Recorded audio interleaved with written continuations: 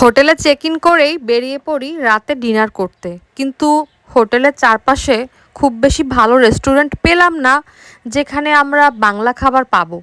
কিন্তু আমি তো বাঙালি, আমাকে তো বাংলা খাবার বলতে গেলে ভাত একবেলা খেতেই হবে।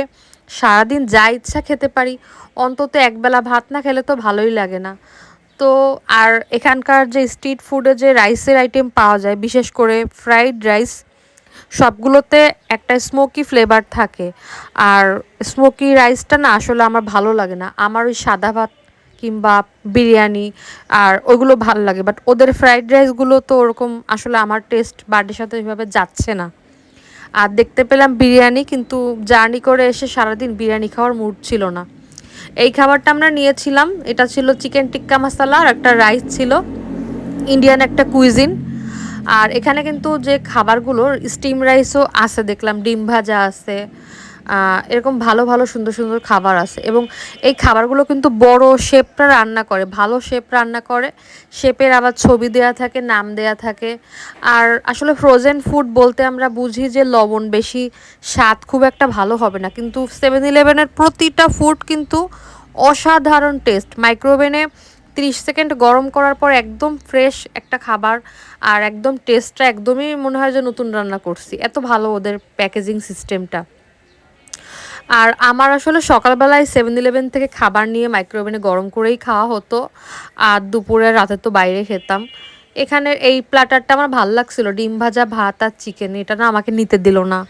নিজে যা পছন্দ করবে সেইটাই আমাকে খেতে হবে, এটা কি ঠিক সবাই বলো?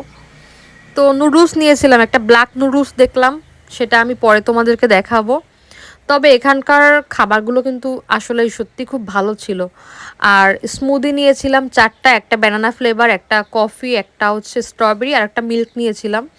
যেহেতু হোটেলে কমপ্লিমেন্টারি হিসাবে কফি দিয়েছিল, সেটা করার জন্য মিল্ক নিয়েছিলাম।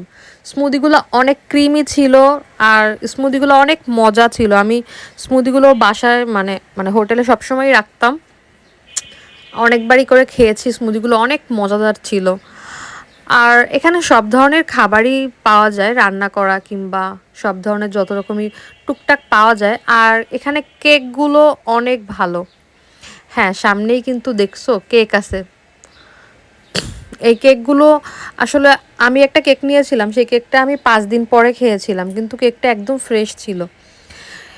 এটা একটা ভালো যে ওদের খাবারগুলো আসলেই ভালো, আসলে ফ্রিজিং করা থাকে, আর আমিও যেহেতু ফ্রিজেই রাখছিলাম সেজন্যই ঠিক ছিল। আর আসলে সারাদিন ঘোরাঘুরির পরে তো অত খাওয়ার কথা মনেও থাকে না, সকালেই যা ঠিকঠাক খাওয়া হতো, ঘুরতে বেরোলে কি আর খেতে মনে থাকে? এই খাবারগুলো নিয়েছিলাম ওই দিন রাতে এবং পরের দিন সকালের জন্য। তো খাবারগুলো খেতে খেতে সবাইকে আজকে টাটা বলে দিচ্ছি, সবাই ভালো থেকো। আমার ব্লগগুলো কেমন লাগছে আমাকে কিন্তু জানাতে ভুলো না। আর এই সেই ব্ল্যাক নুডলস, সাথে ছিল পেরি পেরি চিংড়ি মাছ।